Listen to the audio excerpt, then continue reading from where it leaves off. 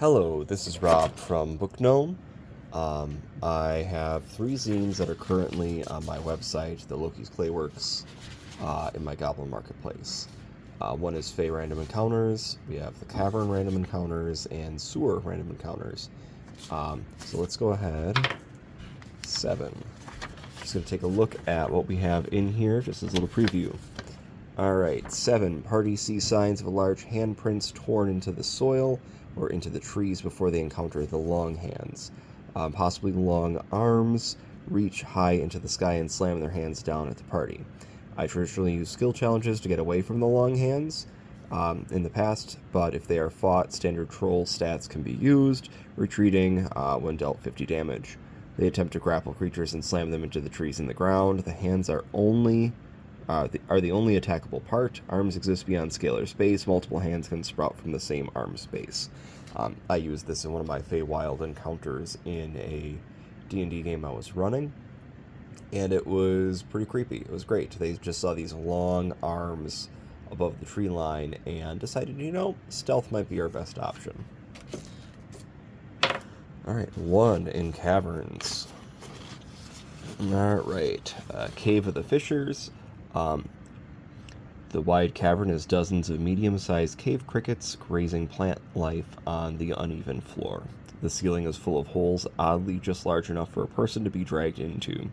Strange, thin tendril-like strands of web dangle from the dark alcoves. The gimmick here are cave fishers. Monsters from old D&D and Pathfinder have a filament they can use to yank caught people into their lairs. This was intended to be more of a puzzle than a combat, but it can go either way. My group used exploding crossbow bolts to evict the cave fishers and run past them. If needed, the crickets have an armor class of 10 and 3 hit points. So again, just you can roll, you can make encounters based on this, you can use them just if your characters decide to go left instead of right and you need time to think. And an 18 in Sewers. Rare herbs and spices, one of my favorites. Wizard named Cornelius is looking for spell components and has lost his bodyguards. The group wants to help him. If the group wants to help him, they find he is eccentric and very knowledgeable about mushroom ecology. The wizard needs to find certain mushrooms that grow where there has been a battle or blood has been spilled. I've asked about his 4 bodyguards. He only worked with them for a few days. He does not remember their names or much about them. He does not know how long he has been down here. The group starts finding the mushrooms growing on and in corpses that have been untouched by scavengers. The wizard gets oddly quiet. He thinks thinks that these might be one of the people he was traveling with. If the party tries to touch the wizard, their hands go straight through. He is a ghost and does not realize he is gone, and will not acknowledge being touched. They eventually find his body covered in mold and fungal growth with obvious dagger marks in the back of his head. He will exclaim, "Oh!" and puff into spores, falling away.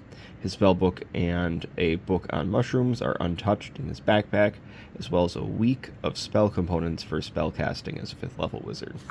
So these are the kinds of weird little encounters I like putting in my D&D games.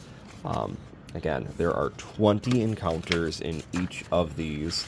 I currently have them, as mentioned, in the Loki's Clayworks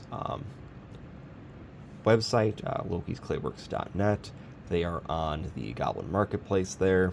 I also, if you are a part of my Patreon, just subscribing to my Patreon at the $5 level, which is the only level, and then the free level.